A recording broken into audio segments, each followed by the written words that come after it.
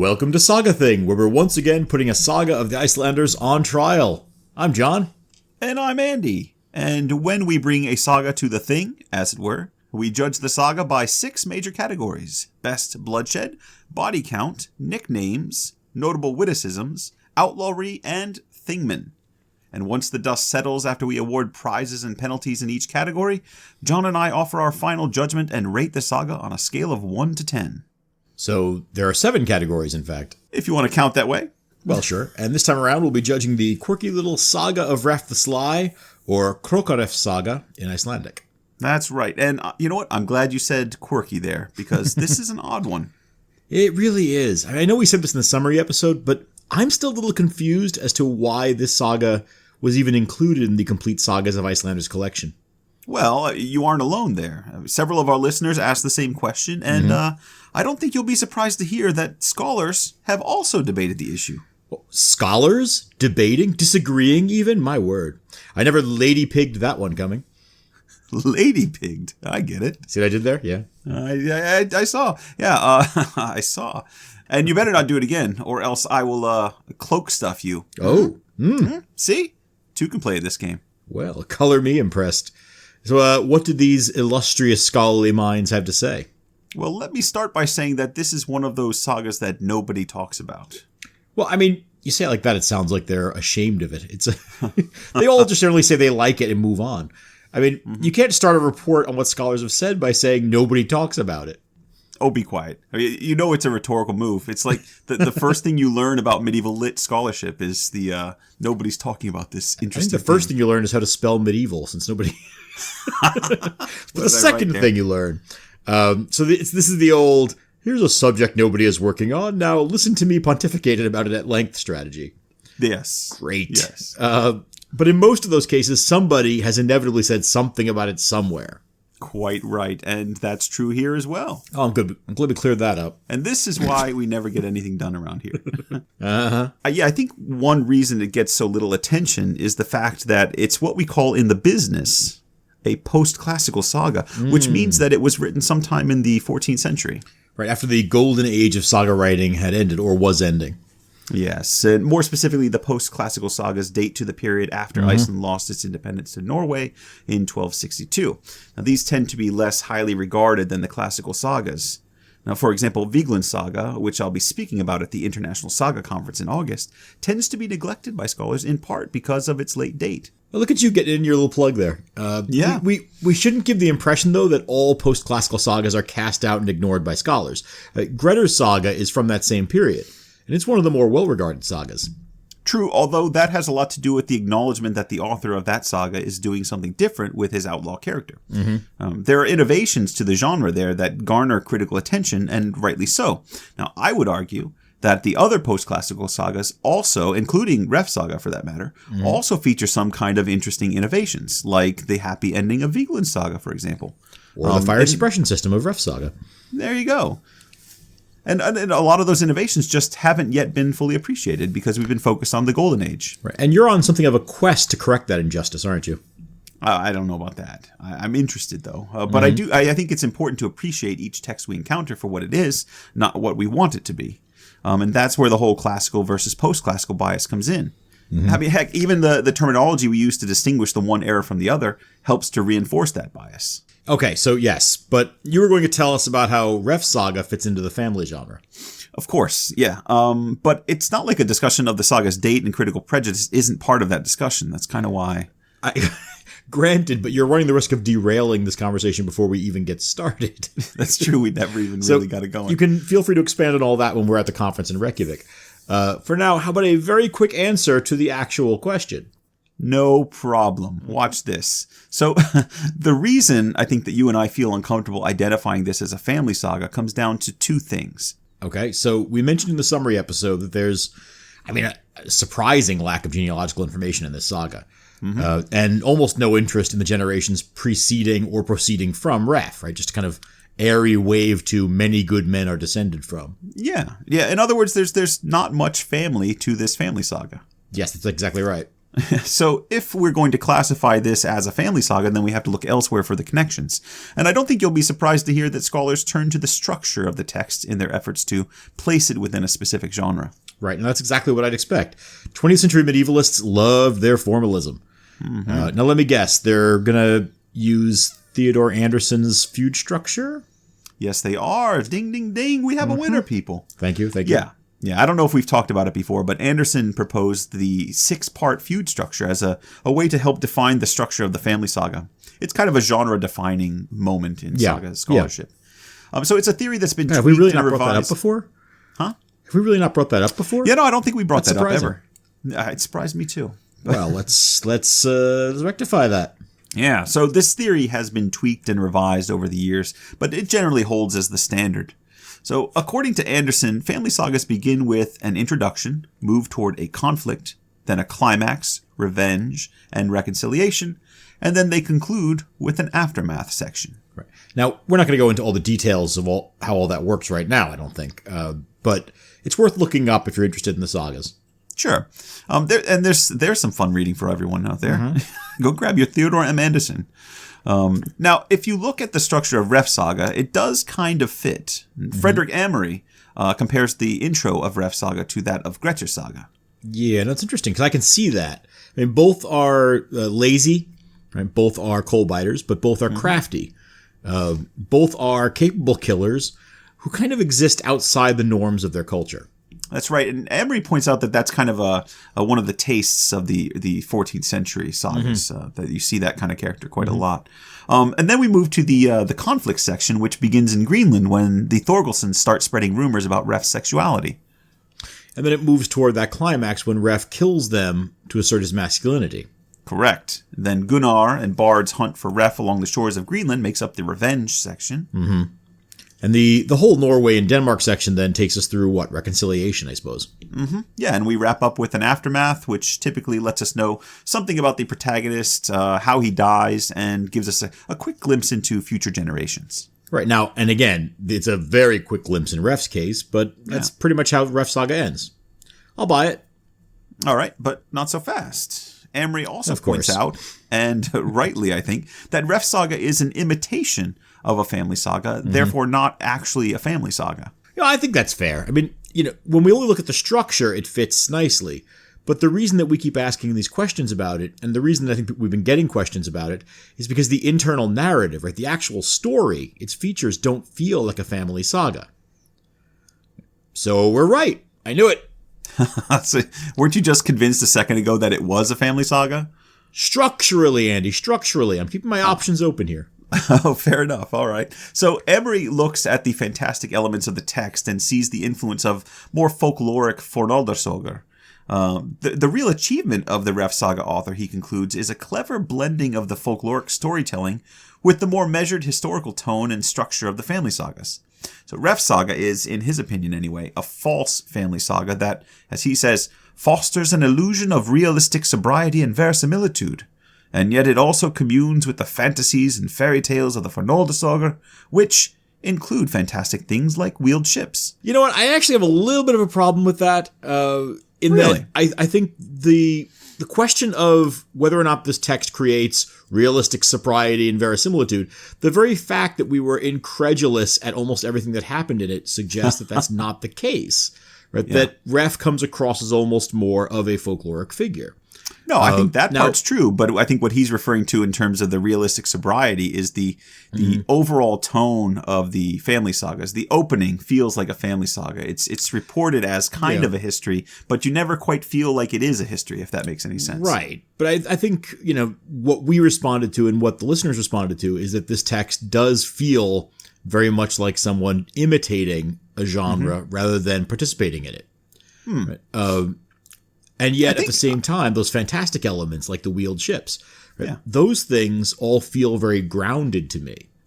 So I think that for me, the fantasy of this text or the fantastic nature of it comes from its incomplete ability to mimic a real saga. Not in the details of things like wheeled ships, but the ways in which, for example, we see 200 men kill 50 men and no one on the winning side is injured. The way Right. that Ref is able to just sort of massacre anybody he puts his mind to, and there's never any real consequences for that for him. Yeah, I think it's interesting, but I think it's the saga's problematic for other reasons than what Amory is talking about. It's interesting. Although I think you're kind of saying the same thing. It would be interesting if he was still alive, if you could have a conversation with him, because I think both of you are saying that there's a blending of genre here. You're just kind of emphasizing slightly different things. I agree, absolutely. Good. Well, now that we've resolved that pressing issue, are you ready to dig into our judgments, John? I've been looking forward to... Wait. Before we do that, we have to address some important questions from our listeners. Oh, really? Well, Yeah. This is going to be another 2-hour episode then, isn't it? No, that depends on how long-winded you get in your answers. Long-winded I get in my answers. Well, I hope you've got a good sale, buddy. What's up? Okay, let's start with this. I thought we'd take a second and answer a question that we started debating. We started debating off the air, I think, behind the scenes here at Saga Thing, and that people on our Facebook page and email have taken up. Was there an actual debate on Facebook? I don't recall seeing debating. It's a discussion for the ages, or at least for those between 35 and 100. Andy, I put it to you. Is Ref more like Rube Goldberg, MacGyver, or the A-Team? This is what you wanted to talk about? Just answer the question. Well, first of all, is Rube Goldberg a person? Yes. His name was Reuben Goldberg. He was a New Yorker. Oh, well, all right. Well, we just got done exploring saga genre studies, and now we're tackling this important question. I'm glad to see we're on the same page as always, John. Hey, it's the beauty of Saga Thing. We can turn on a dime, go from highbrow to lowbrow, and back on up. Well, I'll be sure to mention that when trying to sell this podcast to academic colleagues. All right. So, well, he's not really a Rube Goldberg figure, in my opinion. We mentioned Rube Goldberg a bit in the summary episode, but it doesn't really fit. I mean, the whole point of a Rube Goldberg device is that it does something really simple in a really complicated way. A wall that falls down on top of 4 men isn't exactly a complex series of chain reactions designed for a simple purpose. It's just a falling wall. No. And a boat launch. Which is still a flat surface, not unlike a suddenly horizontal wall, in my opinion. Okay, now, I don't agree, although I agree that it's a horizontal wall. The whole fire suppression system, with an internal arm assembly to move corks in and out of position to allow water to pump out of the walls, strikes me as impressive, but not really efficient. Well, I mean, how else would you get this? Dump a bucket of water over the side of the wall. Well, I mean, if you want to be primitive about it. Well, that's how I roll. Well, since you mentioned that, I want to remind me to come back to the sprinkler system. Okay. But I'm going to try to stay on task here. But we got to talk about that. Now, I think I said on Twitter or Facebook this decision, and I'm going to stick to my guns. Ref is all A-Team.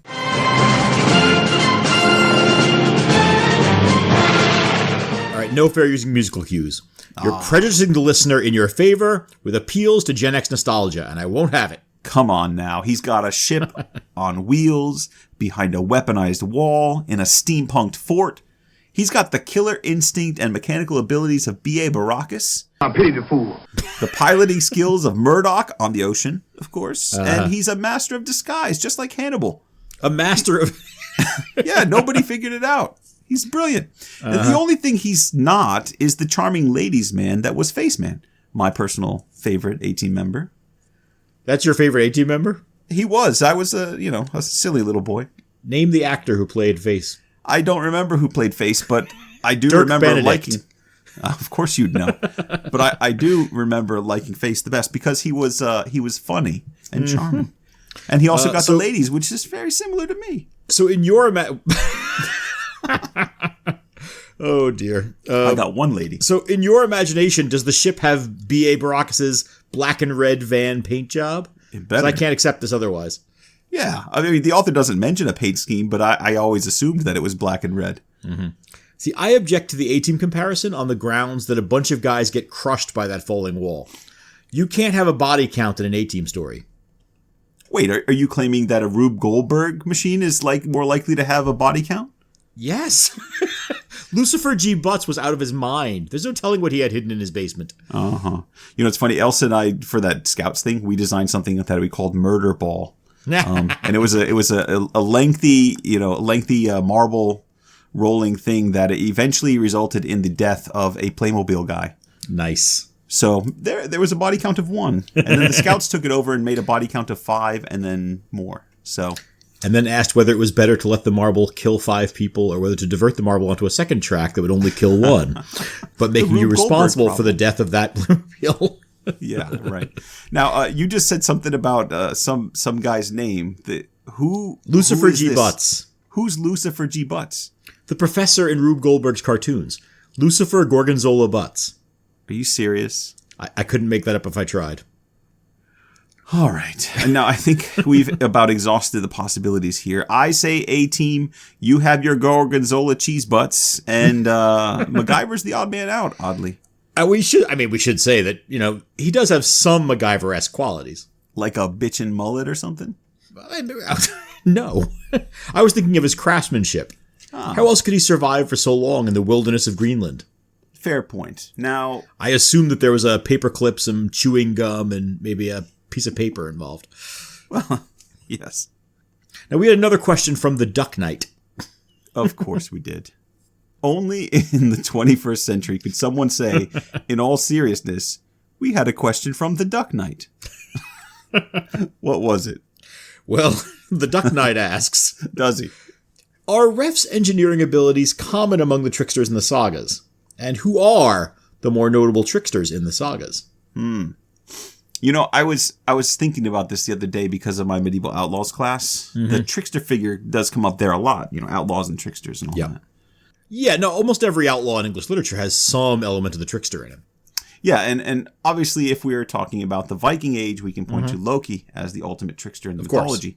And you'll find more tricksters in the Fornalda saga, the legendary sagas, but Icelandic tricksters in the family sagas, I thought about it a lot. They're just harder to come by. Yeah. I guess one of the things I resolved was Gisli has something of the trickster in him, at least for a couple scenes anyway.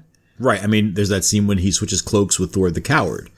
Or when he dresses as Helgi Ingjalds fool and makes himself a clown in order to avoid capture. Yeah, exactly. That's what I'm thinking of. I think we could also, maybe we could consider Ofig from Bandamanna Saga. Bandamanna Saga. He certainly got the wit and wily character of a trickster.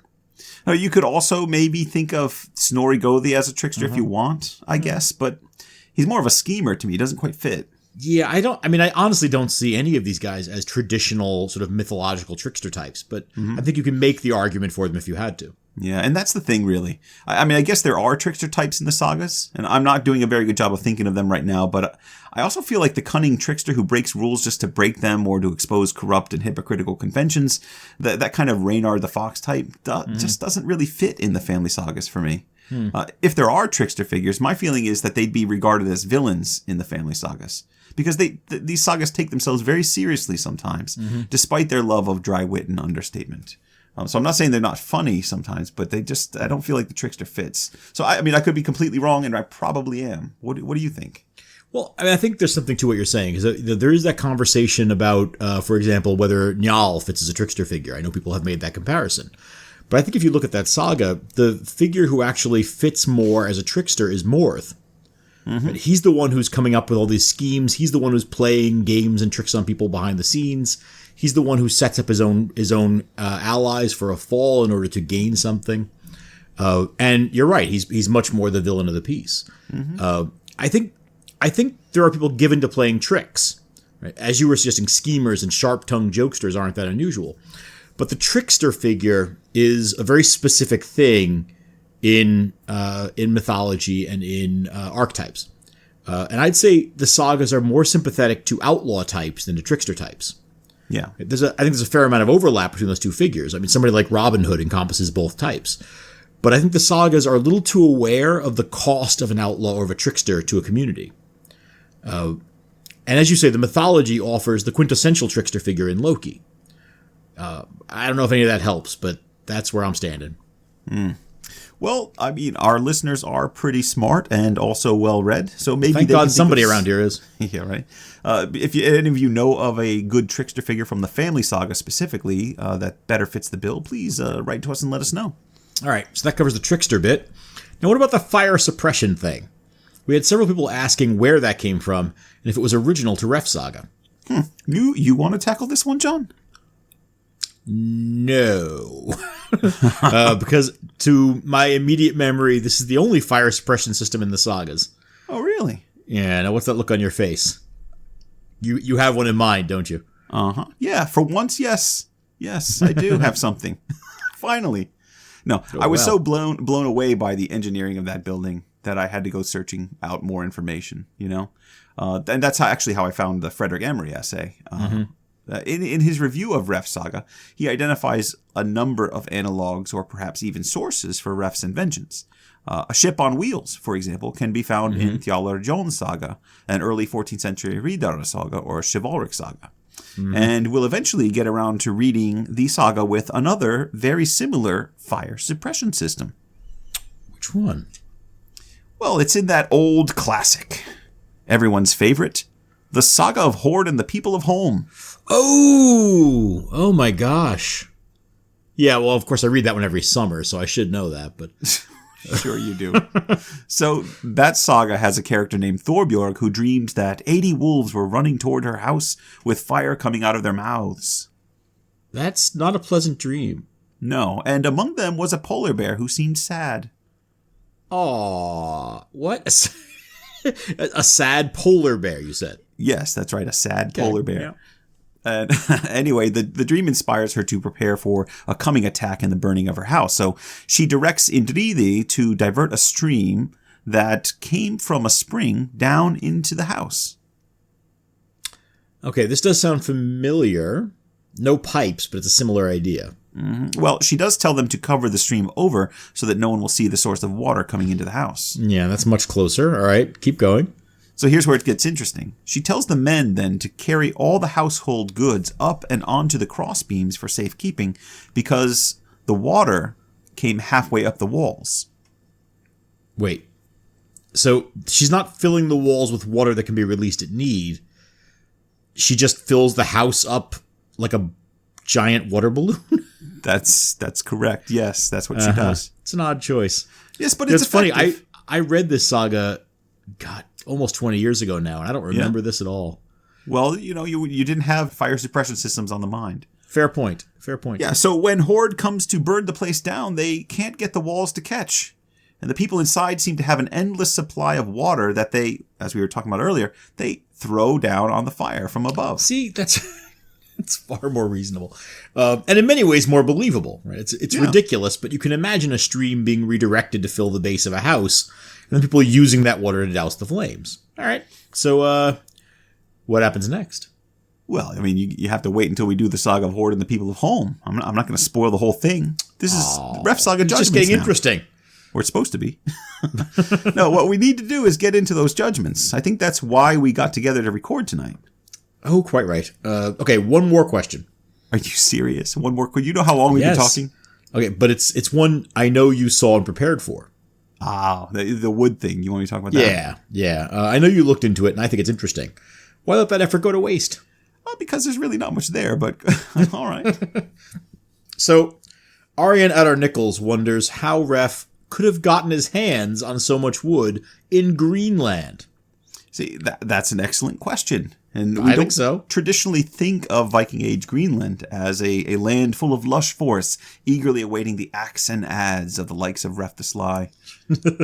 No, definitely not. They're all just sort of slitting open walruses to stay warm, weren't they? That's right. Building entire houses out of walrus parts?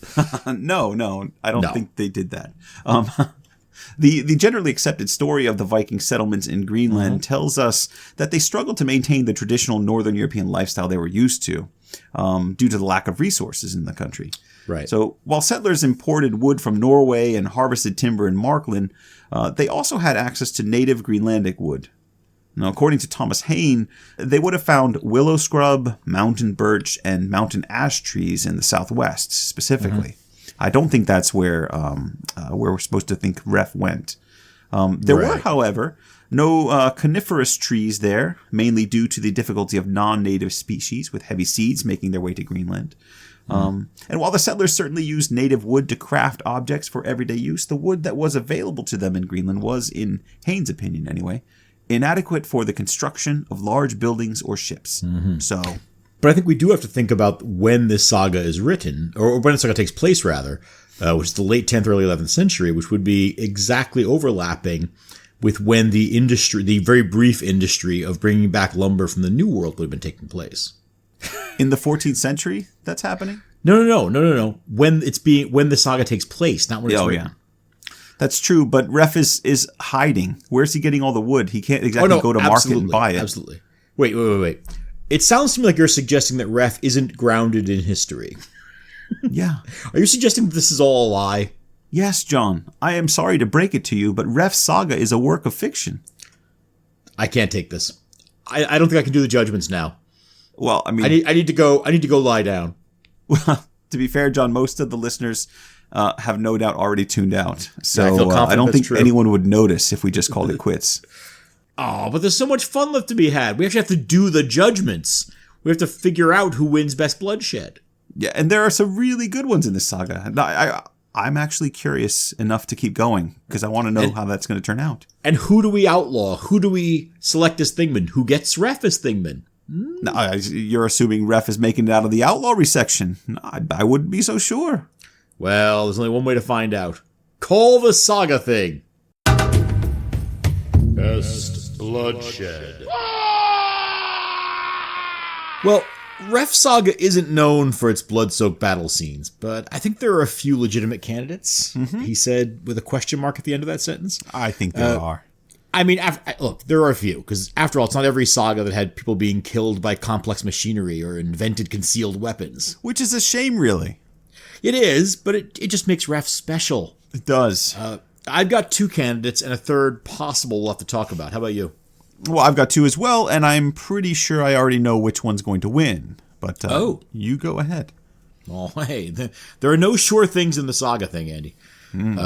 My first nomination goes to Ref's first killing, which is his revenge killing of his mom's neighbor, Thorbjorn.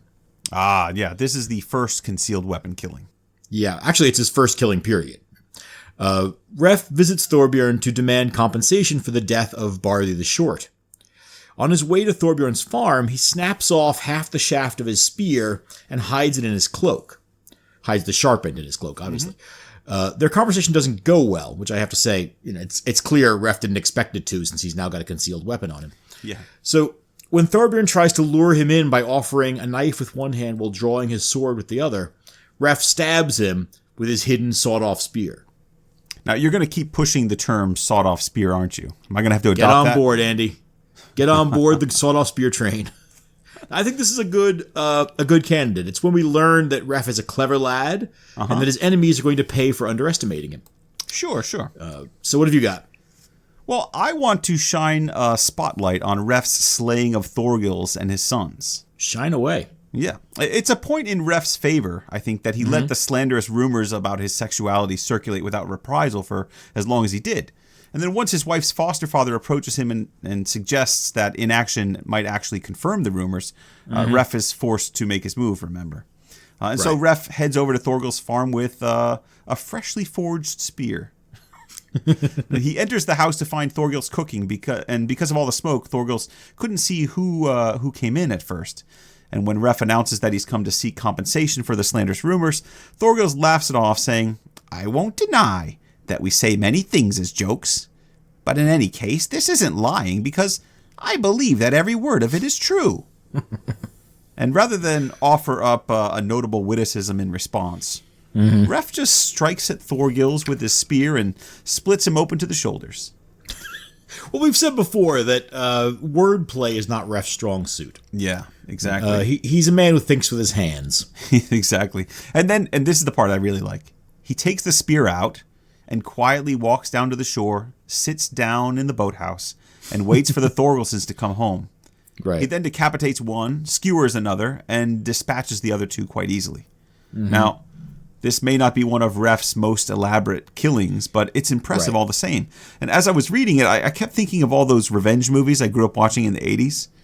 And the force of this scene isn't the violence. It's in Ref's vengeful silence. It's powerful, predatory silence that brings the scene to life in ways that dialogue and witticism can't really do. Right. Plus his grim determination. Yeah. And the Thorgilsons, I think, deserved what they got. I was very happy to see them get the sharp end of Ref's spear. Well, my problem with this is that any ruffian, any thug could do what Ref does in that scene. True. It's satisfying, I grant you. But I want to bring us to the siege at Ref's Fortress of Solitude for a killing that only Ref could have done. Yeah. This is during the second siege, after Harald Hardrada has given advice to Ref's enemies. When Bard and Gunnar successfully undermine Ref's underground pipeline and cut off the water supply to the flame-retardant walls of his fort. And I still can't believe I get to say that sentence. Ref's situation at that point looks dire. His enemies then set fire to the structure and Ref disappears behind the wall. But only seconds later, an entire wall of the fort comes crashing down, flinging burning logs everywhere and crushing 4 men who were busy feeding the flames. And to add insult to injury, the wall that crushed them is now like some kind of boat launch, a drawbridge boat launch. Yeah, a ramp, which Ref and his sons then use to drive an amphibious vehicle over the 4 men's crushed corpses and into the nearby river, where they sail away, probably waving cheerfully to the shocked enemies they're leaving behind. The ones who aren't already dead under the wall, of course. Yeah, now this one, I think, has a taste of everything this saga offers, Andy. Crazy contraptions, weird tricks, Ref outsmarting his enemies, a unique set of 4 deaths by wall bridge. I'm a fan. You know, I think I've got one that competes very nicely, and it comes right after the falling wall. Oh, I know what this is. Picture, if you will, the ship sliding down the runners. Ref winking at Bard with a sly grin on his face as he passes by. The sheer panic in Bard's face as he realizes what's just happened. And then Ref executes one of his more impressive plans, in my opinion, this time on the water.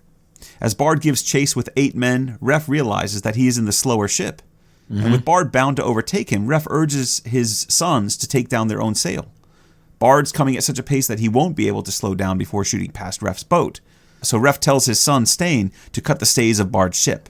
And then they should pretend to row away, splashing as much as possible to make it look convincing while never actually moving the ship at all. Right. My favorite thing about that is that it's just his son Björn at the oars. And so it's just this one guy sort of flopping as many oars as he can up and down to make it look like the whole ship is sailing away. Yeah.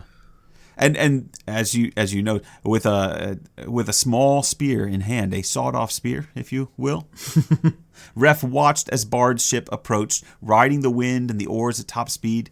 And just as that ship flies by, Ref throws his spear and pins Bard to the freeboard. At that same moment, Stain cut through the stays. The sail went overboard with all its rigging, and the ship tipped to one side, nearly capsizing. And Ref raises his sail and quickly sails out of the fjord. A brilliant escape with a stunning bit of marksmanship. Definitely worthy of consideration, and, in my opinion, perhaps even the prize. Well, and as we discussed last time, right, nailing him to the freeboard with that spear means that when the ship then keels sideways, Bard is sort of caught between this probably fatal spear to the chest and going underwater as that side of the ship keels under. Assuming, of course, that it's that side of the ship that went over. We don't really know. Well, it almost has to be, right? Because the Stain is cutting the stays on the side of the ship near them. Presumably, Ref's spear has to nail him to the opposite side of the ship. So when the rigging keels over, it's going to keel away from the cut stays and drag the ship away from them. Okay. I'll accept it. If we can dunk my Bard... many years at the mainsail. 2 years before the mast, Andy. All right. So what do you think? Do you have another one? Or is that... these are all good choices, but I think we'd be remiss if we didn't mention the largest instance of bloodshed in the saga, which is at the very end of the story. Yeah. Eric the Norwegian, brother of Sheathgrani, a man who you'll remember Ref killed for assaulting his wife, arrives in Denmark at the end of the saga with a team of 60 killers, and his job is the tracking down of Ref and taking revenge. He then hires Ref, who's wearing a silly fake beard, to show him where Ref's hiding. Ref then leads Eric's ship into an ambush, and 200 Danish warriors show Eric what they think of his uninvited arrival by massacring 50 of his men. Now, this is something of an international incident, which might account for the enthusiasm of the killing. Yeah, Eric is at least unofficially on a mission from King Harald Hardrada of Norway.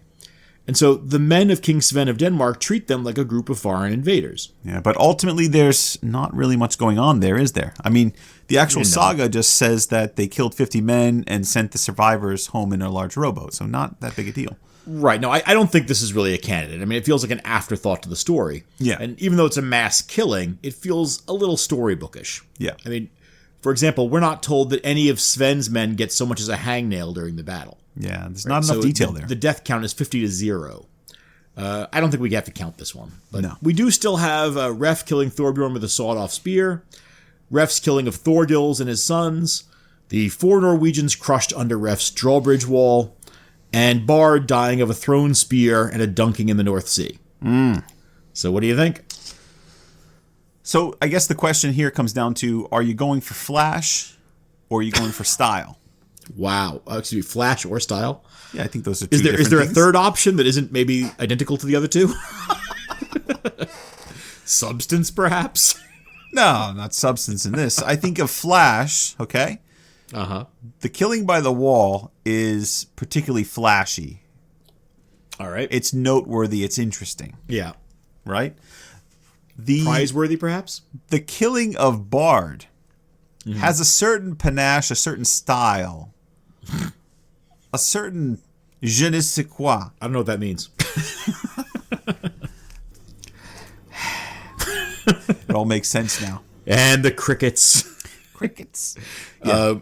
No, I think, I go back and forth on this one because the wall is so fantastic, but it's really just a wall falling on some guys, whereas the style, the killing of Bard is just throwing a amazing. spear. If you boil it down to the actual means of death, it's just somebody throwing a spear at somebody else. I know. The only reason that I would argue for the killing of Bard is that it has that kind of Scarpathan sliding across the ice charm to it. As you say, it's style. It is definitely a style. I'm going to say this. Yeah. We've seen a number of men transfixed by spears. Yes, we have. We've never seen anyone killed by falling drawbridge. And I don't think we're likely to see it again anytime soon. Not even really a drawbridge. It is literally the wall of his house. Yes. That turns into a drawbridge. Yes. So I just can't imagine how we don't give it to this one, because it's one of those unique opportunities. It's like being shot by a uniped in Eric's Saga. Yeah, I think that ultimately, how can you pass up guys getting crushed by the wall of a house in cartoonish and then fashion? Driven over by a ship. And then driven over by a ship with a gleefully grinning ref. Right. Wow. At the wheel of his duck boat. So who do we give this to? Do we give it to the wall itself, or do we give it to Ref for designing the wall? I think we give it to Ref. All right. Walls don't kill people, Andy. People kill people. Oh. All right. Congratulations, Ref and the wall. Body count. So, body count is where we count up the bodies. Right, John? Well done. Thank you. There's those close reading skills coming into play. Yeah, it's not a terribly complicated category. And fortunately, as we open up our third quarter, the body count here was extremely easy. I mean, easy and impressive. John and I came up with the same exact number because this author, kudos to this author. When a body hits the floor, he counts it. Right. And he never misses one, right? We never get any of those vague, and then lots of people died. Yeah. So he likes to let us know exactly who's dead and how. Yeah, so we can run through these very, very easily, because the first one is Barthy, killed by Thorbjorn. Correct. Thorbjorn then killed, and all the rest are really Ref in action. Ref is a busy boy. Yeah, I've got a lot of Ref kills. Ref kills Thorbjorn. Ref kills Gellir, which prompts him to leave Iceland. Then Ref kills Thorgils and his 4 sons. Yep. So that's 5. And then Ref kills 4 with the wall. And then he kills Bard, another 5. And then Narfi, a.k.a. Ref, kills Grani. And then, what is his name? Sigtrig. Sigtrig and his cronies kill 50 Norwegians. That's correct. Which leads to a total of 64. It's a fair number of bodies, and particularly for a saga of this length. Yeah. And that's really the thing. Because that's where the body count density measurement really comes in and plays an important role, because we get to measure the density of deaths in the sagas. So, John, for this quarter court, I would expect this one to be a high watermark for us. Oh, I would think so. In terms of the density, yeah. The real question is, do you think it's got enough to unseat the current champion, which is the Greenlander Saga? Greenlander Saga, yeah. I don't think it does, and here's why. Okay. This has an even more impressive mass murder at the end of the saga. Right? Greenlander Saga had 35 people massacred at the end of the saga. This has 50. But this saga has had a slightly less intense number of deaths going up to that point, and it's a slightly longer saga. If I remember correctly, this saga was 1.22 Hravengels. That's quite right. And Greenlander Saga was something more like 1.7. Or 0.7, excuse me. Yeah, 0.7. So yeah, I think this is going to be second place. Slightly lower, and you're right. Yeah, our body count, I really had high hopes, though. Once I saw that 50, I saw that number 50, I was like, oh, this might be the one. But no, our body count density measurement for Ref the Sly is 52.46.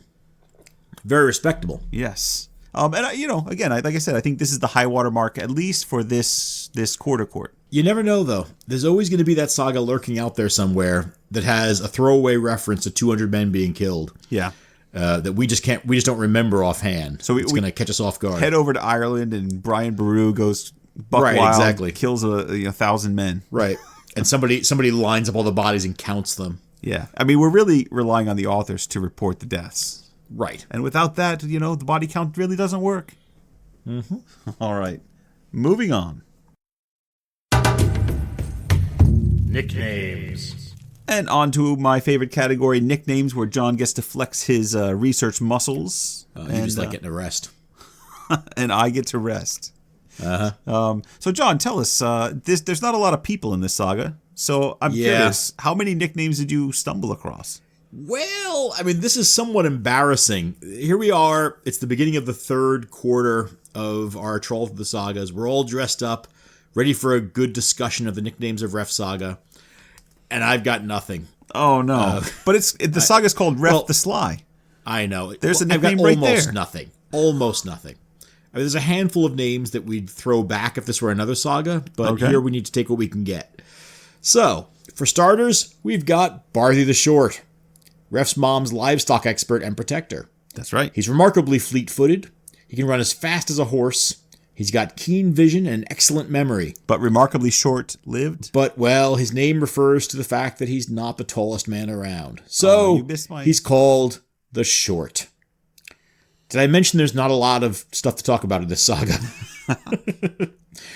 We've also got Thorgils, the patriarch of Ref's obnoxious neighbors in Greenland. Thorgils has a nickname that only comes up once in the saga.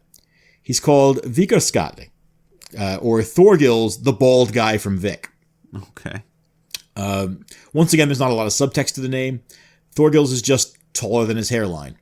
Well, but I sort of like this one. What's funny about this one is you would think that maybe John had to look into that a little bit, but no, the saga explicitly states and explains exactly what the name means. Right. That his name is, the bald guy from Vic. Yeah, and I almost kind of think that that's the result of this one being a later saga. It's a 14th century. I assume it's it feels late 14th century to me.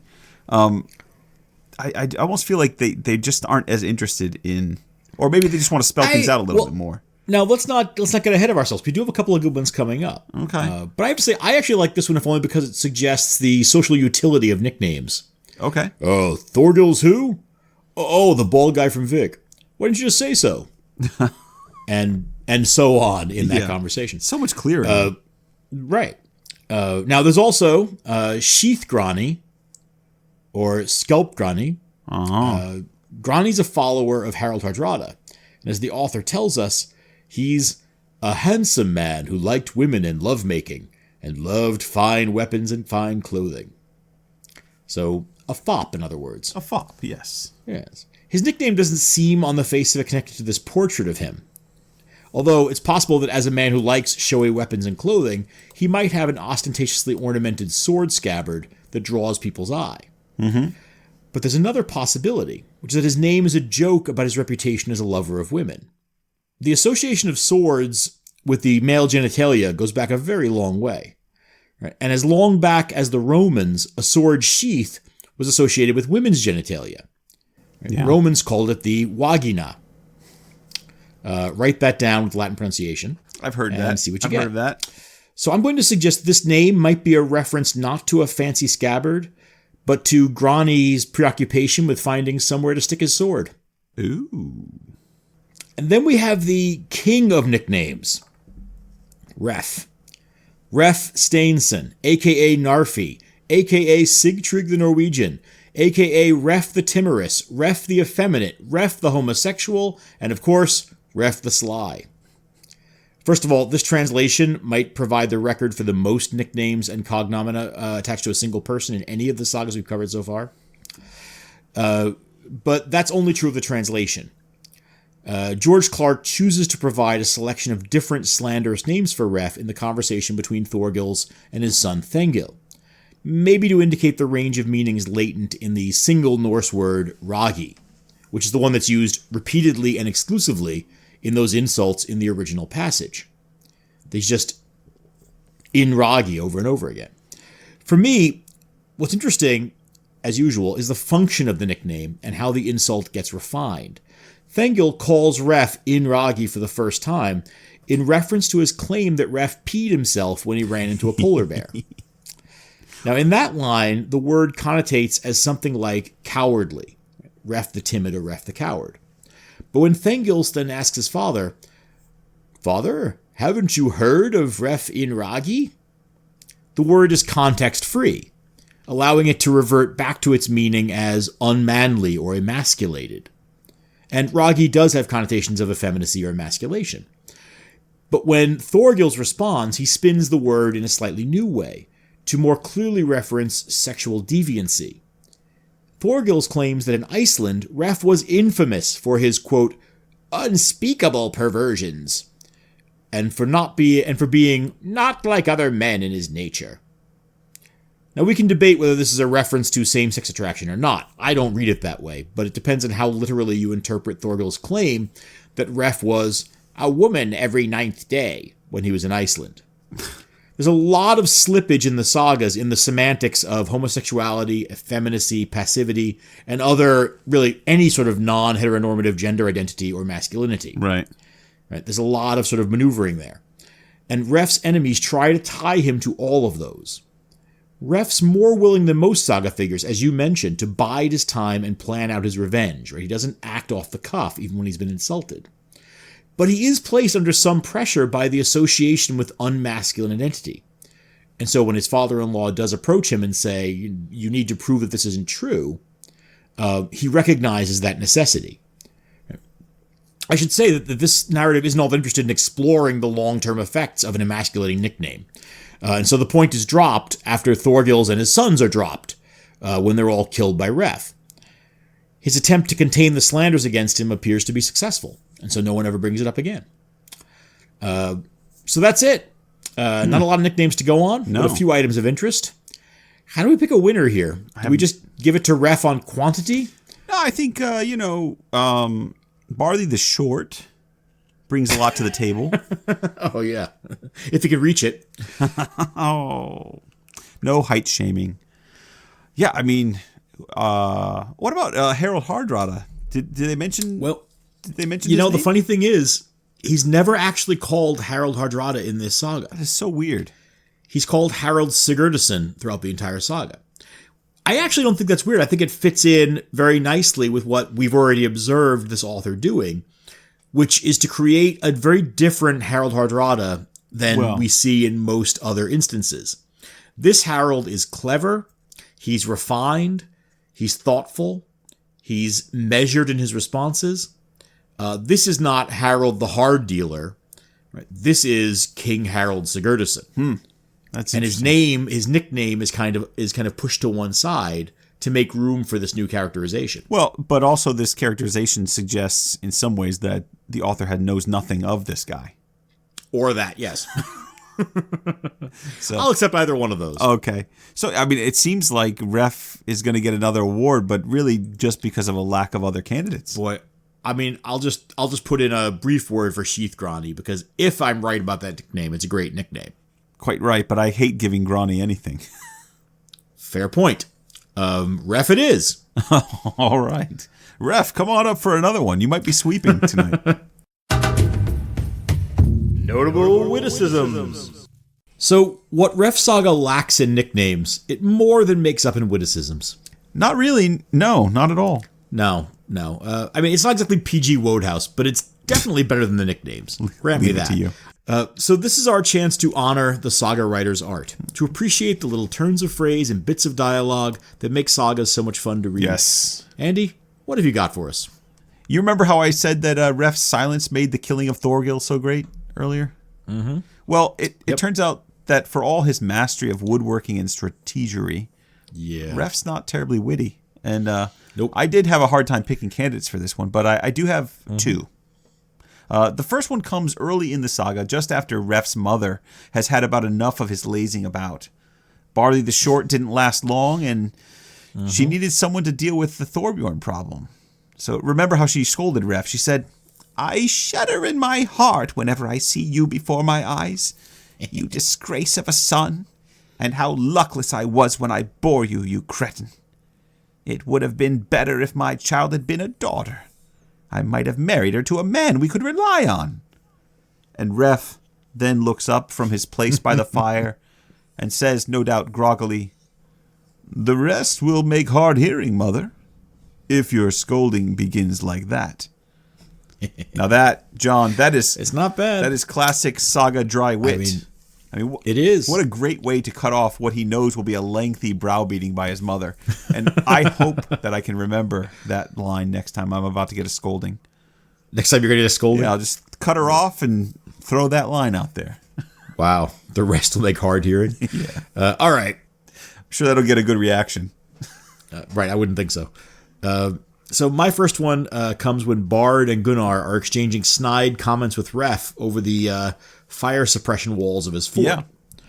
Ref kind of walks along the top of the wall where they're trying to figure out how to crack his defenses, and he calls out, "Hello down there. What's the news?" We'll tell you no news, other than that the legs you are standing on in there are doomed. That is hardly news. I mean, John, that's not exactly Oscar Wilde. No, I mean, it's really not. But it's the sort of understated wry humor that saga writers excel in. I always enjoy these deliberately casual chats between people who are trying to kill each other. It's kind of like us in grad school. I don't remember anything casual about it, but all right. So my second one actually comes right after my first. So I'm going to offer that one up. Con su permiso, of course. We'll carry on. Thank you. All right, so as you know, Ref then heads over to Thorbjorn's house with a sawed-off spear. Being a sawed-off spear, it's easily concealed, and Thorbjorn has no idea what's coming.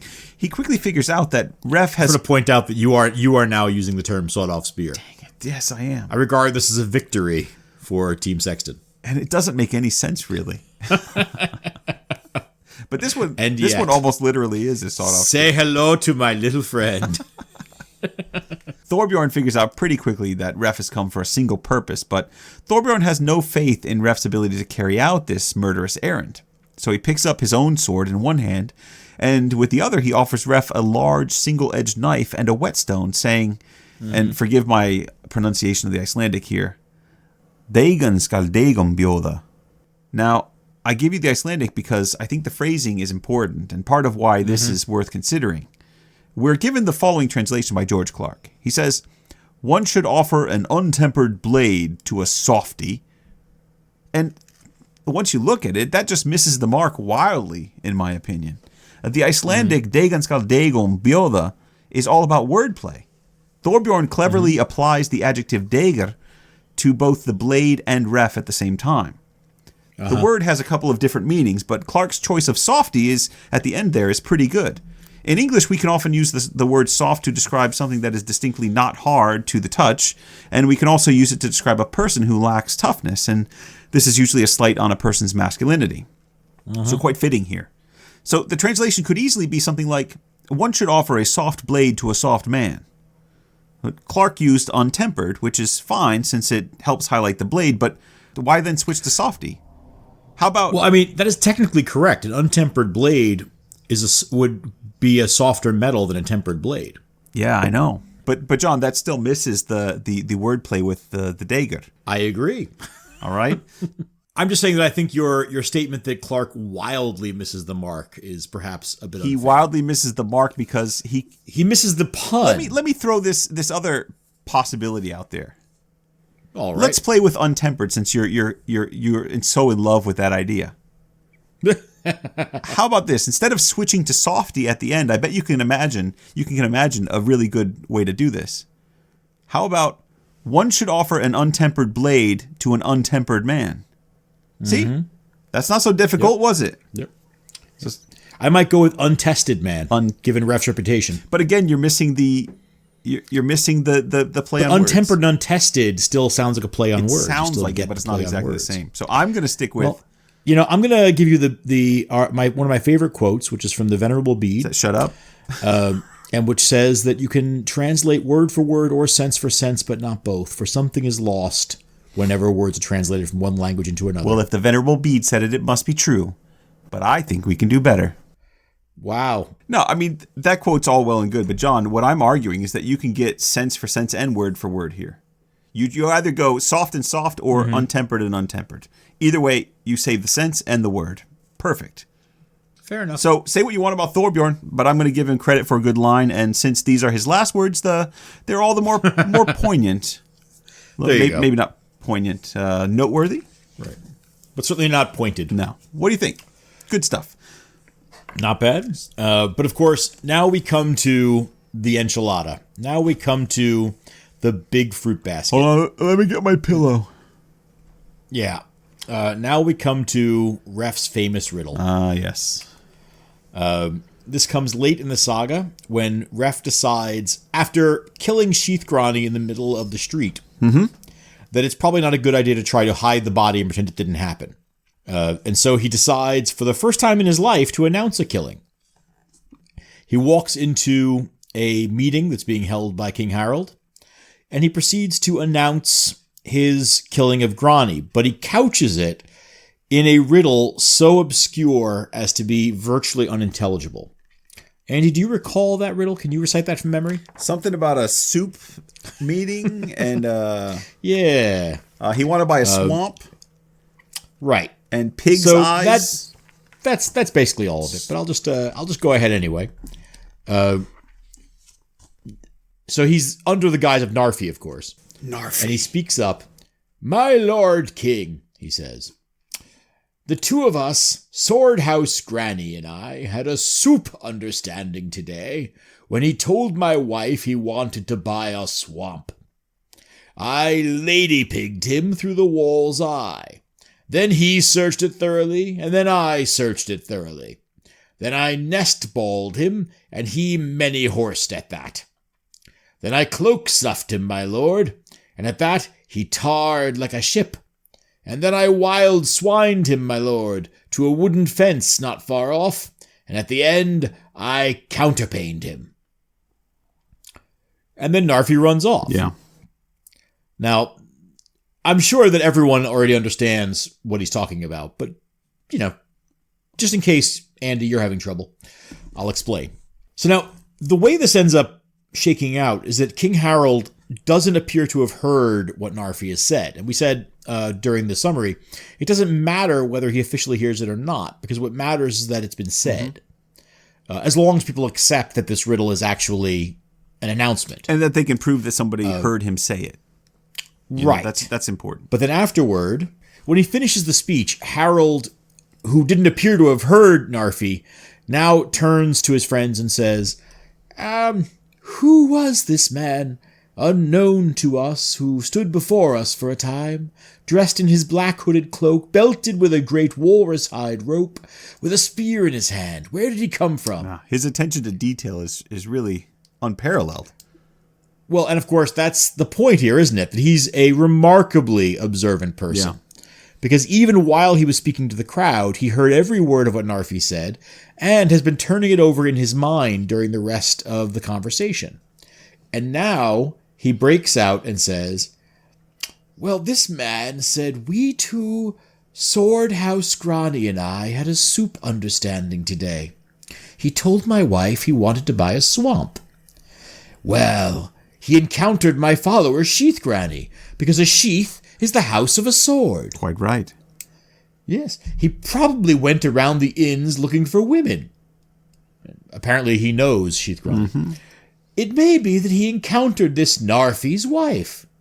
There's a drink in Iceland called musa, but musa, or soup, is much the same. So they had a musa understanding. Ooh. Yeah, this is the part where this just goes so sour for me. The puns are terrible. Yeah. The wordplay is just violently bad. Me so tired of this punny riddle, if I may. He said that Sheath Grani told Narfi's wife he wanted to buy a swamp. But a swamp is a moor, and an amour is intercourse, which Grani wanted with her. So ridiculous. Then Narfi said that he lady-pigged him through the wall's eye, and that's an apt expression, since a lady pig is a sow. And you know that a window in a house can be called an eye in its wall. So Narfi saw him through the window of the room the couple shared. Yep. This is really happening, so people. Far, it all checks out. Then I searched all round, King, he said, and he searched all round. But when you search something thoroughly, you ransack it. So both of them ran. Narfi must have run along the outside wall of the hut when he saw what was going on between Grani and his wife. Grani probably heard that and broke off the work he had in hand. Well, that's a funny way of putting it. Which is seriously unfortunate if it involves his sheath. He tried to save himself by running, you see. Then I nest-balled him, Narfi said. He must have egged Granny on to take a stand, because an egg is a nest ball. I kind of like that one. There you go. And he many-horsed at that.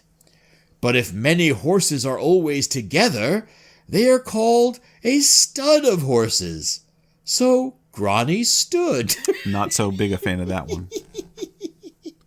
Then Narfi said he cloak-stuffed him, and Grani tarred like a ship. Well, the stuff for making cloaks is wool. So Narfi wooled, or walloped him. Bit of a stretch there, Harold. Seriously a stretch. He ran him through with his spear, you see. How does he get spear from that? He wooled him, so must have... Right, of course, he wooled him. And at that he tarred like a ship. But you see, tar is pitch. So Grani pitched like a ship in a storm in his death throes. What? Wait, then I wild swined him to a wooden fence, said he, not far off. A wild swine is called a boar. Thus Narfi bore Grani's body to a wooden fence. Then he said he counterpaned him afterward. Well, a counterpane is a quilt or a bed cover. Thus Narfi covered Grani's body at the end. First time that ref's ever covered a body and done legally what he's supposed to do. That is a good point. I mean, this is the first time that we cannot accuse Ref/Narfi of murder. Yeah. But what we have to accuse Harold of is murdering the concept of punning. or do we blame Ref? Because I suppose we should blame Ref's the Ref one who for did that. it. Although Harold just Ref is being deliberately obscure. What I object to in Harold is the way he unrolls all this as if it's the most obvious thing in the world. Yes. Like he's explaining a Bazooka Joe comic. Well, he's brilliant. He's a brilliant guy. He clearly is. This author has an extremely favorable view of Harold. Yes, he does. Yes, he does. I have to assume that there's some liberties taken in the translation there. Did you? Oh, there are a few. Did you happen to look at it, and does it kind of I play did. it I out. looked it over. It's not any less ridiculous than the original. Really? A few of these are obviously stretches to make the puns work in English. But he actually, again, hats off to George Clark here. This must have been an absolute labor of Hercules to get this thing to make sense in the translation. I can just imagine, saying, "I'll do Ref the Sly," and then you're Right. rolling along, and then you hit this spot. And then you hit chapter 17 and you go, oh, Nikes. I forgot about that. Yeah, man. No, I think, when we get to and Narfi wooled or walloped him, we're definitely... You could feel it. We are stretching to the breaking point. Yeah. Now, Andy, we were told by various scholars that this set of riddles is so famous that even today you will hear it quoted in daily conversation in Iceland. Is that true?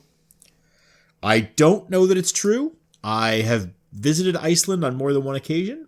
I can't say that I've ever heard anyone quote Ref the Sly at me. Not exactly the thing that just kind of pops up in conversation, though. That's my thinking, right? But that seemed to have been what the scholars are claiming.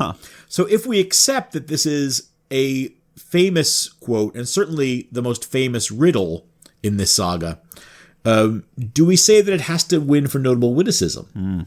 Since it's clearly regarded as notable. It's notable. It's fairly witty, given that he comes up with it on the spot. I don't love it. Oh, I don't know. That the lady pigged him through the wall's eye. That feels like something he was working on the way there. That doesn't... I don't know if that feels as off the cuff as you're giving it. Yeah, maybe. He's sitting there with his little book. He's sitting there with the thesaurus, just like, sow. Yes. Yes, his book full of pig jokes, because he managed to get the wild swine joke in later on as well. I don't know. Yeah, like I said, I don't really love this one as much as I would. I should. Yeah, I think I should love this one because it's clever. It's really clever. Mm-hmm. I suppose we have to, right? I think we do. I think much as I would love to buck the trend here.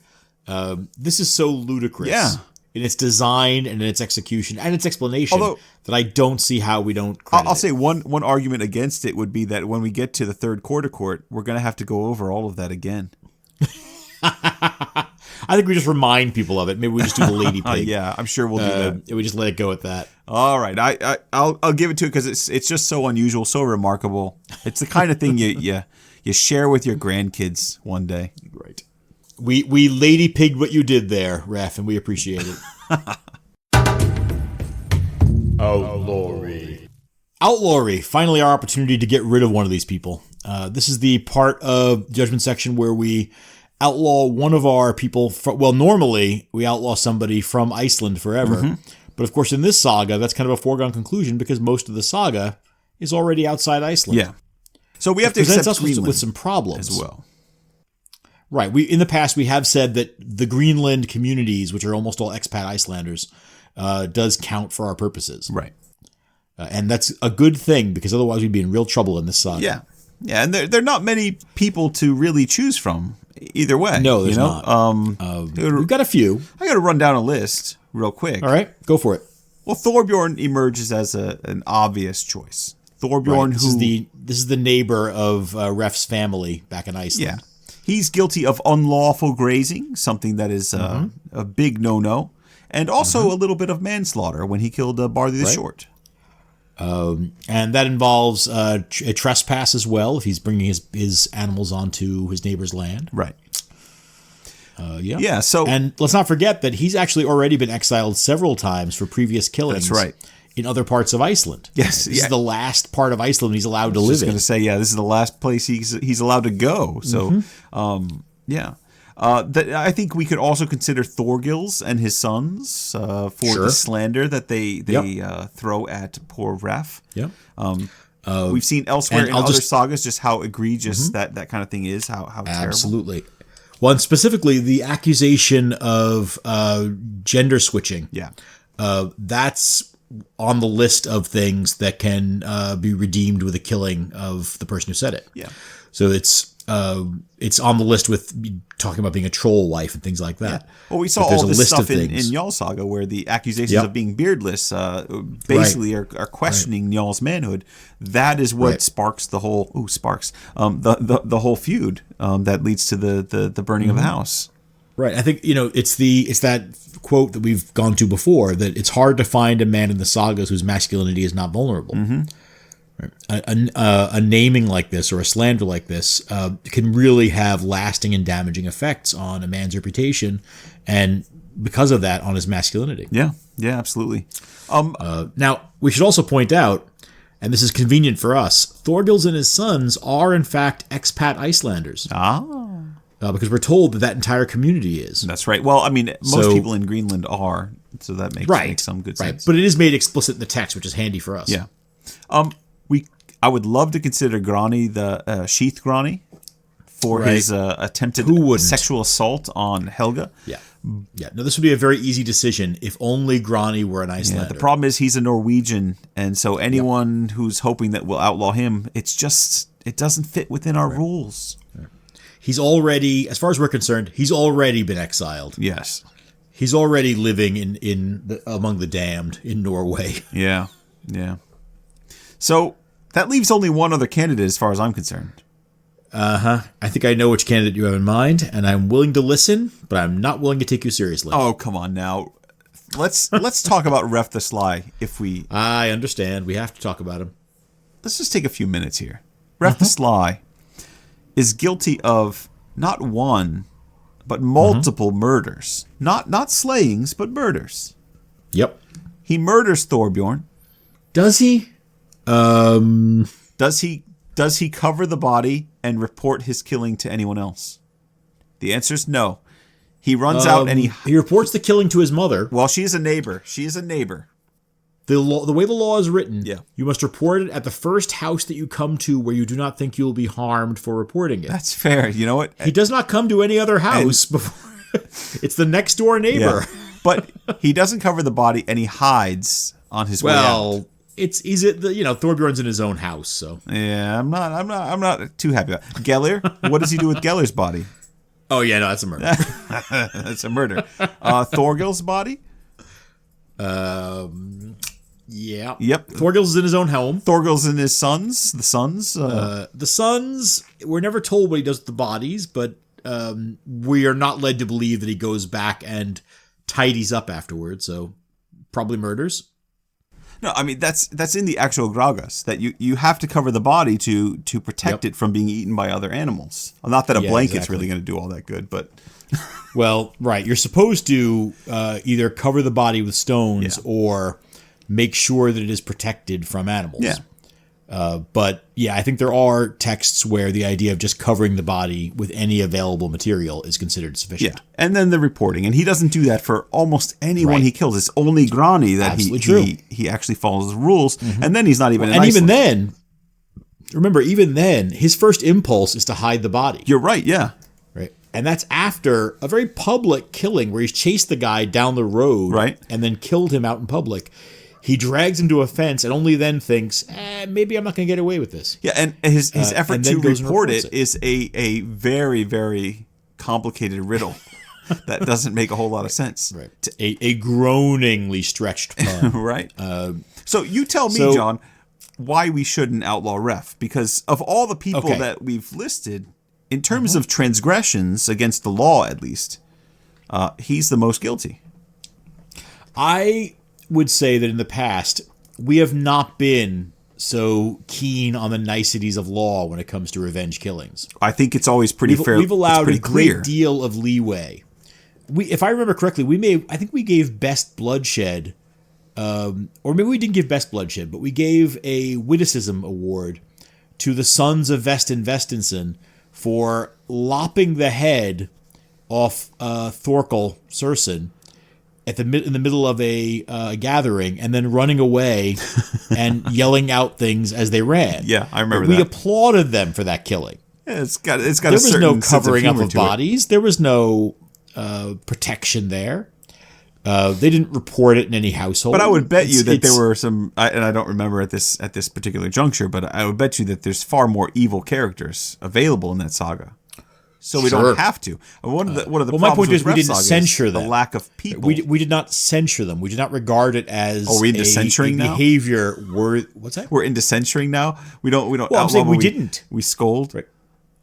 We did not scold. We've seen a number of, I think, questionable killings over the course of reading these sagas. Oh, no doubt. Well, but that hasn't resulted in us exiling every one of these people or even censuring them. We've applauded them in some cases. But in each of those cases, there was always a more obvious candidate who had done worse things, far worse things. Right. The problem with Ref Saga is there's just not enough people. I think while I would love to remove Thorgils or his sons, I think really Thorbjorn is our best alternative to Ref. We know that he's guilty of multiple murders, right, like Ref. Not in the he's saga actually itself, been found guilty and exiled from several regions of Iceland. We see him commit a murder for no reason. Barthy merely asks him to take care of his animals. And I would argue that he kills Barthy not because Barthy makes that request, but because he regards Barthy as a social inferior. Well, that's part of it. But Stein comes and makes the same request, and Thorbjorn all but cries at the emotion of being treated with respect by a man he regards as socially important. When Barthy comes and makes the same request of him, he kills him. He's a bad man. I think there's two things at play here. First, Ref the Sly, we can excuse most of the things that he does because we like him as the protagonist and we understand the motivations behind what he does. Yes. So I'm willing to forgive some of what he does as this is the proper vengeance that is deserved. Right. This is justice being restored to the world. That kind of thing. Far more seriously, however, is you and I are about to flip a coin. And this saga has so few people in it that both of us would prefer to have Ref the Sly as our Thingman. Now we should be clear, we have not yet flipped the coin. Usually we do that before the episode, before we begin recording. Tonight, because we weren't really sure what was going to happen in outlawry, we didn't flip the coins that neither one of us would be arguing for or against outlawing Ref for our own interests. I kind of feel like now, Andy, we should going into the coin flip. Are you really looking at exiling Ref for his various murders? Brilliant, clever Ref. The engineer, Ref.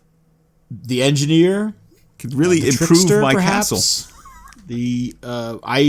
So I mean, I've got two options. One is to say we have to outlaw Ref so that I keep him from your Thingman group, right? In the chance that you win the coin toss, or I say, hey, 50-50, I'm going to win the coin toss. Might as well. Right. I mean, that's a good gamble.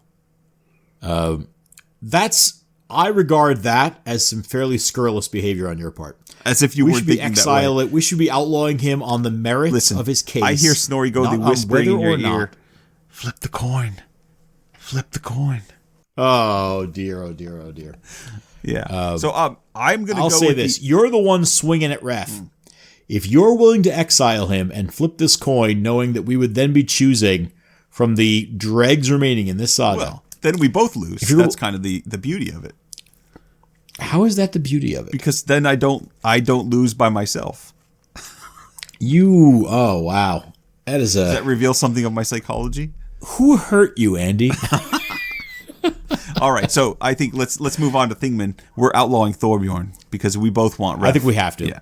For one thing, he's an Icelander. Right. It's really hard to exile anybody else in this saga from Iceland because everybody else has already left Iceland. Yeah, exactly. So the right choice is Ref, but the right choice for Thingman is also Ref. So let's move on to Thingman. No, I don't actually agree. I think that we've made a good choice here. I think Thorbjorn is a solid candidate for outlawry. Look at you politicking. It's the saddest. No. I expect so much more of you, but all right. We haven't flipped the coin. All right. Goodbye, Thorbjorn. And, can we send his wife with him? Ronvig, yes. Yeah. Adios, amigos. Thingman. And now the moment that we were literally just arguing about. Having rescued Ref from outlawry. It now comes down to who will win this saga by taking Ref as his Thingman. Oh, I'm not sure I'm taking Ref if I go first. Also, have I mentioned that monkeys occasionally fly out of my butt? Sure, John. All right. Well, John has no coin, so I have the sacred quarter. The sacred quarter that came from your sacred pocket. I will be flipping it, but because I'm flipping, John will get to choose. It is currently in my hand with the tails up. I don't know if that affects your decision.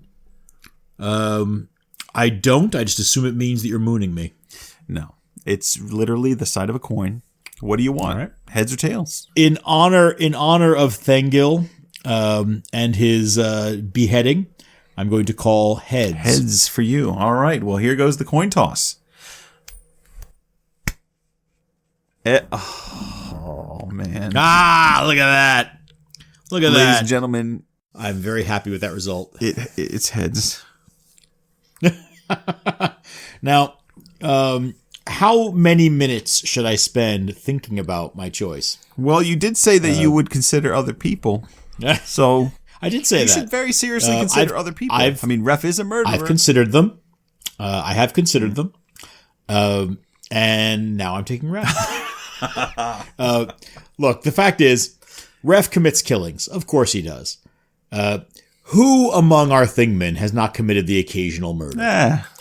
The occasional killing. I can't help but remember that when we read Gisli's saga, you took Gisli, a man who snuck into his own brother-in-law's home and murdered him in his bed. I think that was well justified, John.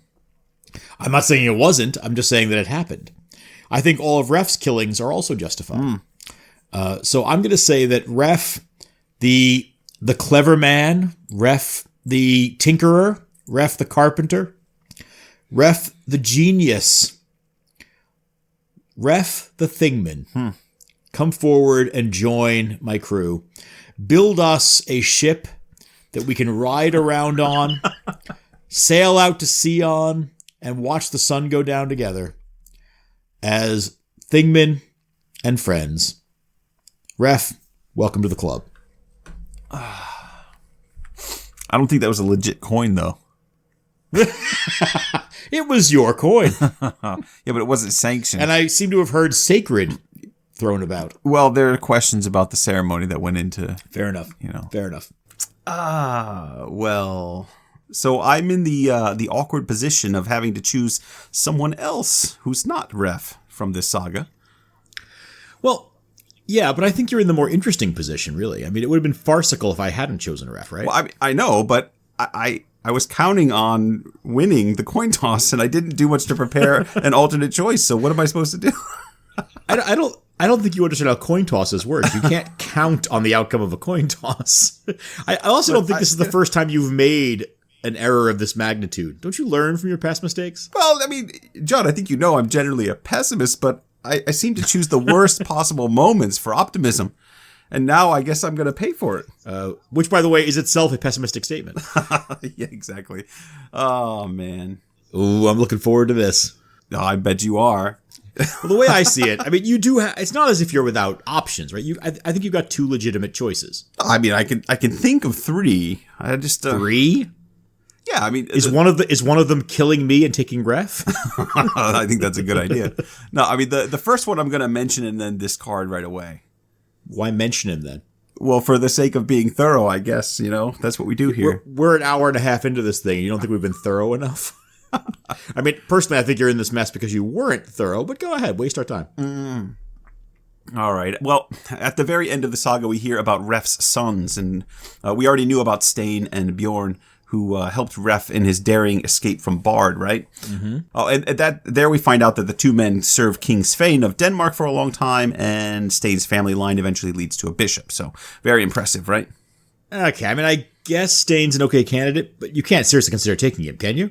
I mean, I don't think he ever has a line of dialogue in this saga. No, I said I'm discarding him right away. But Okay. it's worth saying he might have learned some handy tricks from his father, but I don't think he brings enough to the table to warrant serious consideration. Come on. I don't think he shows up at the table. I think the table is set, and he's off eating at the kiddie table in the other room. Well, so some of us have chosen characters like that in the past. Okay. Killer Stewart. No, then I thinking assume of a certain baby. Excuse me. I'm assuming that your real candidate. How you can't expect a baby to talk? I mean, or serve as Thingman. try to make some allowances. He's but a sprite. He's but a toddler. All right. Now, I'm going to assume, in all seriousness, that your candidates are the same as my alternates because I prepared. You see, I already knew who I would take if I'd lost. Looks like I'm the grasshopper and you're the ant. But I have a function too, John. Take the pebble from my hand, grasshopper. But the reason I do it this way is if I think like a loser, then I am a loser. And look at you now in all your splendor. Yeah, it didn't work out. Okay, so the two more legitimate candidates are Helga and Guest, I think. Yes, those are the two I would consider. Yeah, and I'm seriously considering Guest. And for those of you who don't remember, which I think is most people, Guest is the noble uncle of Ref who guides the wayward youth on his way to stardom or maybe infamy. I don't know. But he's a wise man, a good leader, and he's a strong influence on the troubled young Ref. I kind of like this guy. Yeah, no, I think he's got a pretty reliable adage, which is give a man a boat, he sails for a day. Teach a man to build a boat, and he sails for a lifetime. Although now I think about it, he doesn't really teach him anything. He just kind of gives him a toy boat and an ads and lets him go to work. No, he didn't even give him the toy boat. He had happened to see the toy boat, but he just gave him a shed. Said build. Right. Yeah. That's good leadership. Right. So now the problem here is that I'm not really sure what Guest brings to the table beyond all of that. You are very concerned about this table. Yes. But it's interesting. Go on. Oh, really? What? Sounds like Nothing. You had something to say there? Just no. Just go on and tell us about Helga. Well, I mean, Helga impressed me from the start. When we first meet her, we're told that she's attractive and intelligent. In fact, she's the most desirable match in the whole district. So, we've never heard that before. But this time it's got to be true, I think. And most people will remember Helga from that scene where she fought off Sheathgrani. And for me, Helga's got a touch of Aud, Gisli's wife, in her. She's strong and fiercely independent. Maybe a touch. And she's capable in a fight against the King's men. I mean, she handles herself extremely well in the face of an attack from one of King Harold's best men. Plus, she's able to manage that household in Greenland really, really well. So, this woman's no slouch, John, and I think I'd be lucky to have her on my side. Yes, and remember, in her one and only speaking role, she tells her husband to mind his own business because she's already taken care of the problem. Exactly. Which is why I think I'm going to take her as my Thingman. Very interesting. Now, before we conclude, Andy, let me just say that I wonder if a bit more preparation on your part would have led you to perhaps a different choice. Hold on. Why? Why do you have that face, and what did I miss? I'm going to invite you to open your book up to the very first page of Ref Saga and read that one line to me, if you would. You'll know the line when you see it. Oh, no. What is it? Don't tell me that I could have picked Jesus here. Was he in here? No, you wouldn't want him anyway. Why? I have it on good authority that Jesus didn't have the cojones to show up when Thor challenged him to a duel. Really? Well, Yeah. I've heard that Thor would be a little more than dust if Jesus didn't want him to live. Well then. Fortunately, the first line isn't about Jesus. Go ahead and read it, won't you? All right. So it says, in the days of King Haakon, the foster son of King Athelstan, a man named Stein was living in Breiðafjord at the farm of Kvennabrekka. Thorgerd, his wife, was Oddleif's daughter and guest of Bardastrand's sister. So, Thorgerd. Now, if you were a careful reader, Andy, you'd have spotted a little detail there about guest. Yeah, I do see that now. Why didn't they put that? Why didn't they put that later when they introduced him as a character? This is guest Oddleifsson. The guest Oddleifsson. Yes, you know, the highly respected Gothi of Bardastrand. Of course, Andy, I did read that line. Yeah, when we discussed the saga. I read it several times myself. I read it to you when we were discussing the saga. Yeah, but you know what? The point of emphasis here is on Thorgeir and his wife, and look how they separate it all out.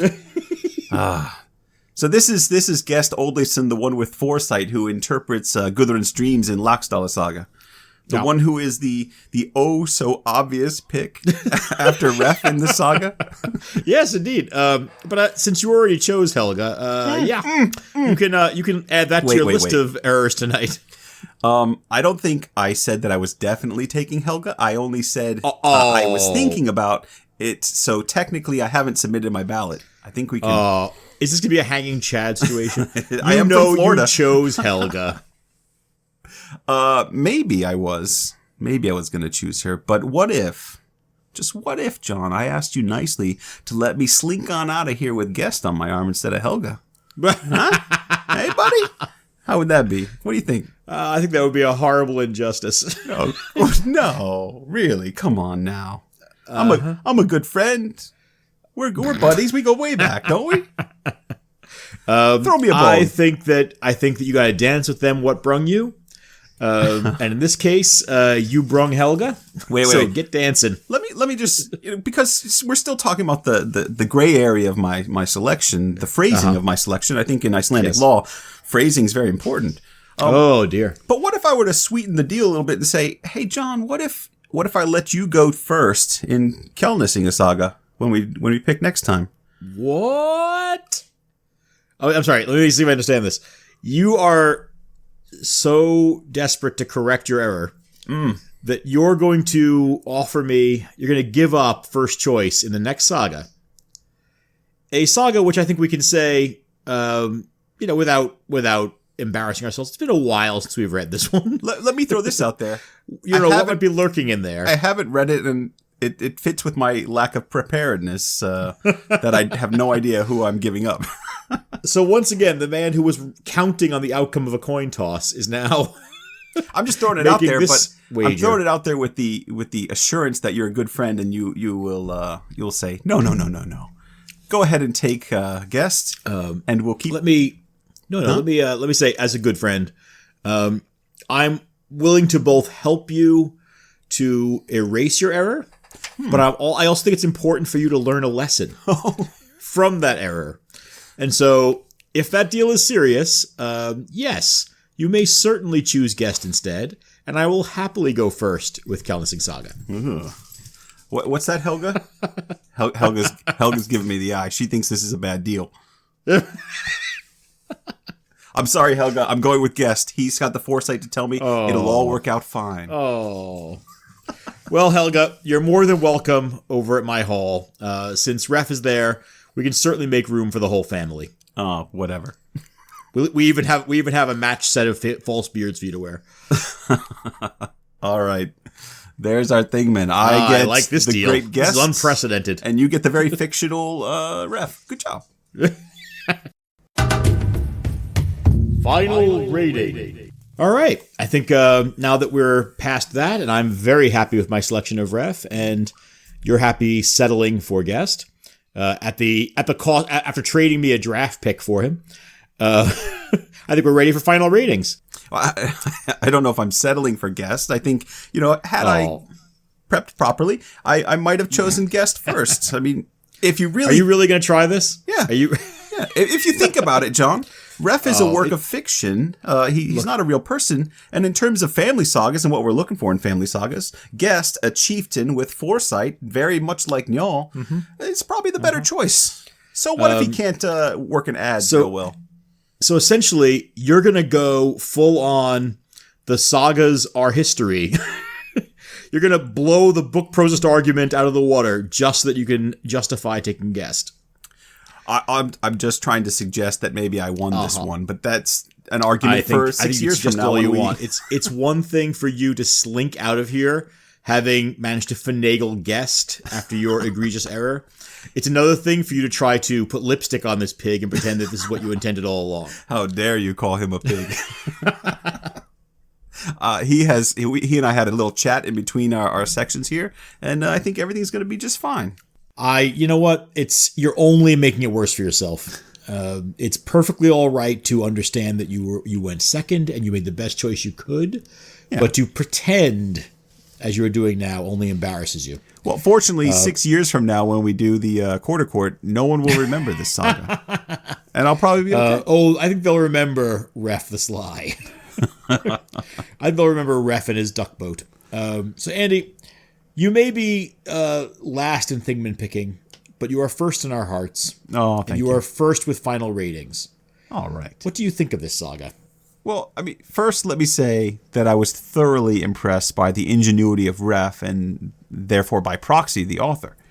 And I'm going to be honest with you, John. When I first started thinking about rating this one, my initial impulse was to give it a solid 7. Now, this is one of the more fun sagas we've done.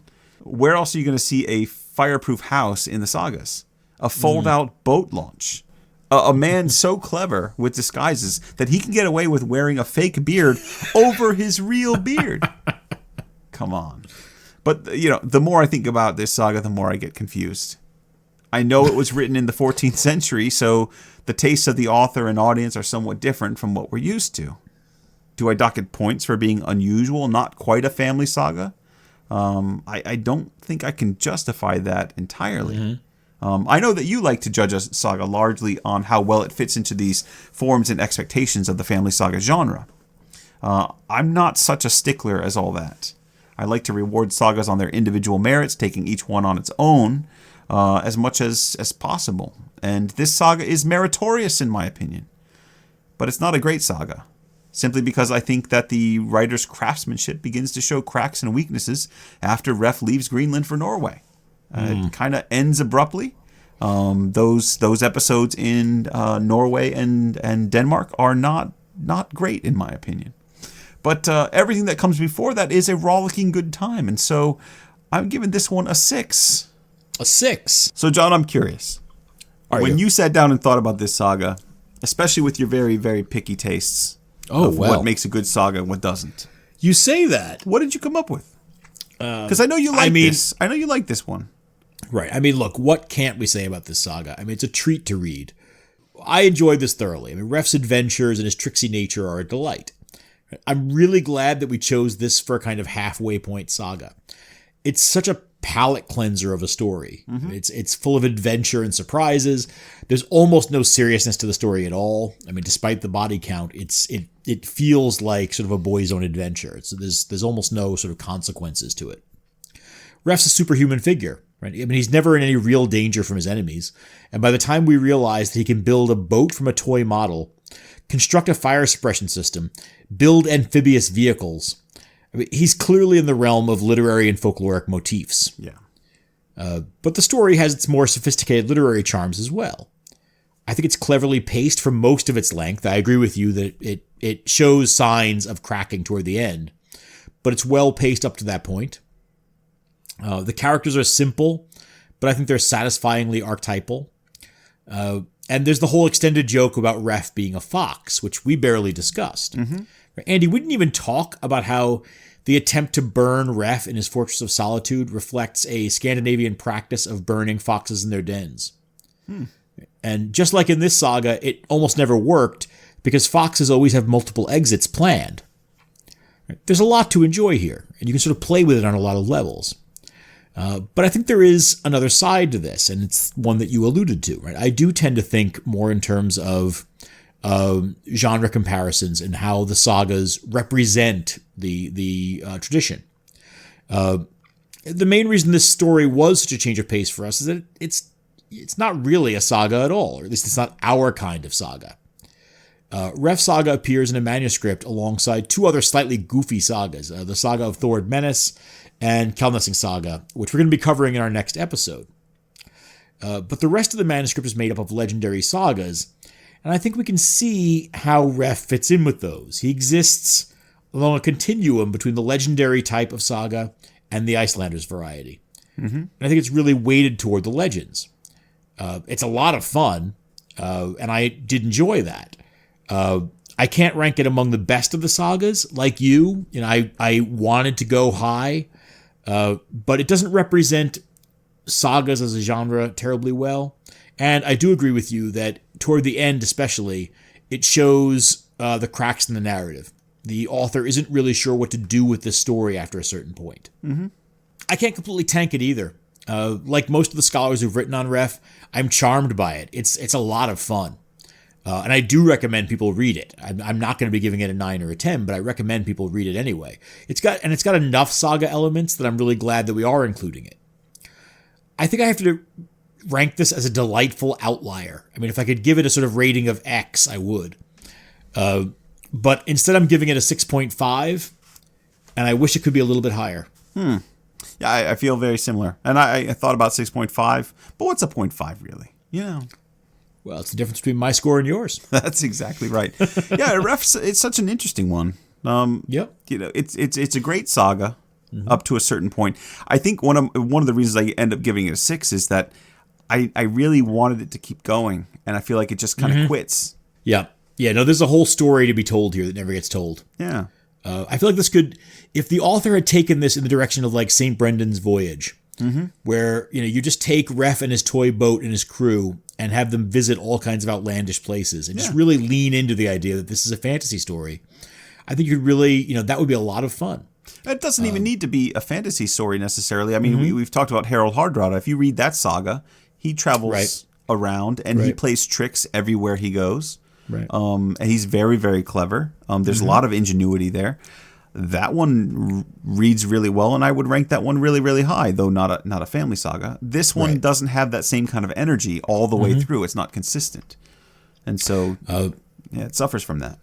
Yeah. And I would say, I mean, it is a delight to read, and I think, you know, people shouldn't get the idea from our kind of medium scores that they shouldn't read this. This is absolutely a fine saga to read. It's a lot of fun. And there are little treats sort of all through it. And I think it's the kind of saga that also really rewards a second or third reading as well, which not every saga necessarily does.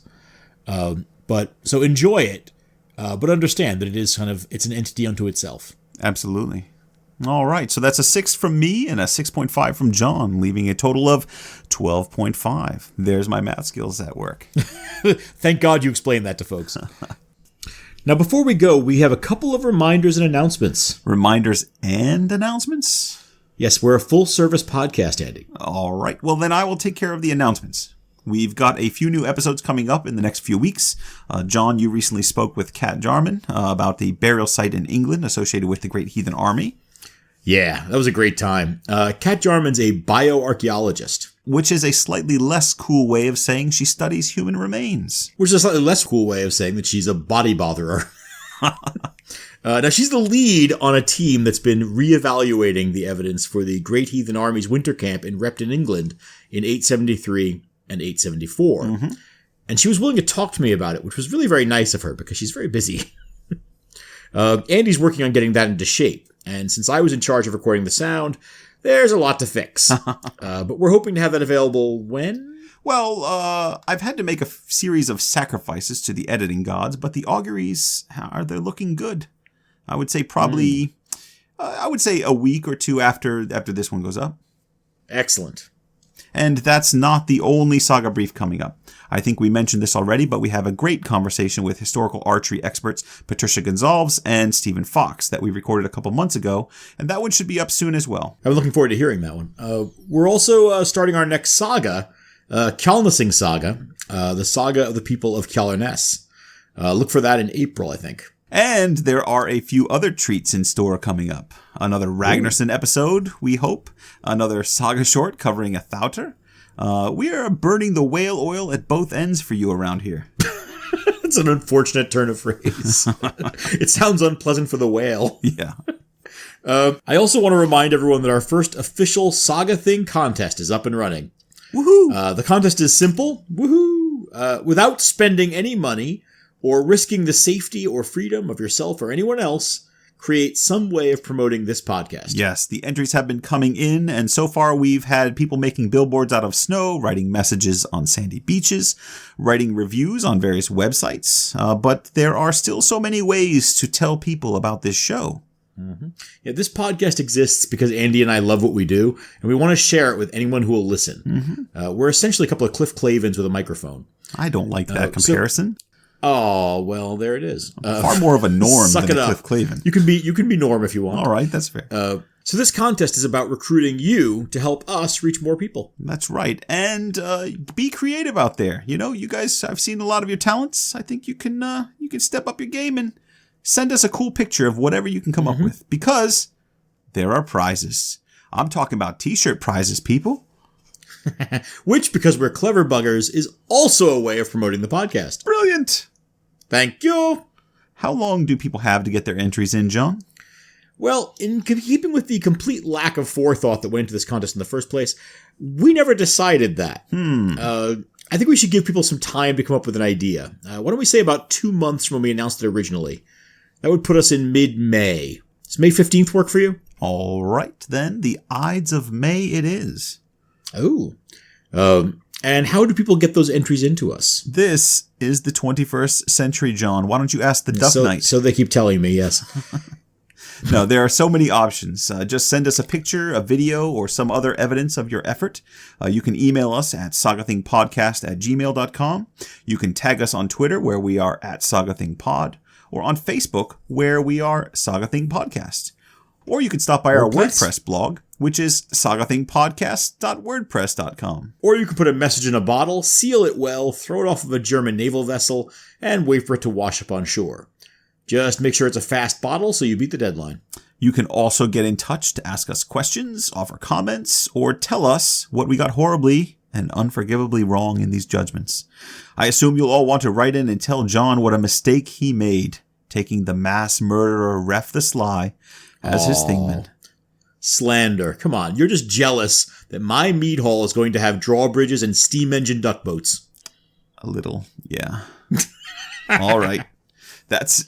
But have you tasted Helga's cooking? Whew. All right, that's enough of our nonsense. It's late, and you people all have contests to enter. We will be back soon with John's interview with Kat Jarman. Until then, thanks for listening. Bye for now. Can I have a ride in that boat? Sure, we'll take it out for a drive.